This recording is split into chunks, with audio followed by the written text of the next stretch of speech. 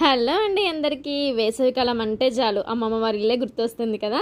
నాకు కూడా అంతేనండి. నేను చిన్నప్పుడైతే ఎండాకాలం సెలవులు వచ్చాయంటే చాలు వెళ్ళి మా అమ్మమ్మ వాళ్ళ ఇంట్లో వాలేదని అనమాట. సో అందుకనే మా అమ్మ కూడా వచ్చింది వాళ్ళ మనవళ్ళని అయితే తీసుకెళ్ళడానికి.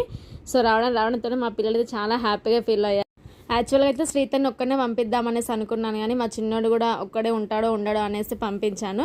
బట్ నాకైతే డౌటే, వాడు ఒక 1-2 డేస్ ఉండడం చాలా కష్టం అని నాకైతే అనిపిస్తుంది. కానీ ఉండనిలే చూద్దామనేసి మా అమ్మ అయితే తీసుకెళ్ళింది అనమాట. సో నేను నా చిన్నప్పుడు అయితే మొత్తం హాలిడేస్ అన్నీ కూడా మా అమ్మమ్మ వాళ్ళనే ఉండేదాన్ని అన్నమాట. తర్వాత ఇంకా స్కూల్ స్టార్ట్ అవుతుంది అనంగా వచ్చేసేదాన్ని. మీలో కూడా అలాంటి వాళ్ళు ఎవరైనా ఉంటే ప్లీజ్ లైక్ చేయడం అయితే మర్చిపోకండి.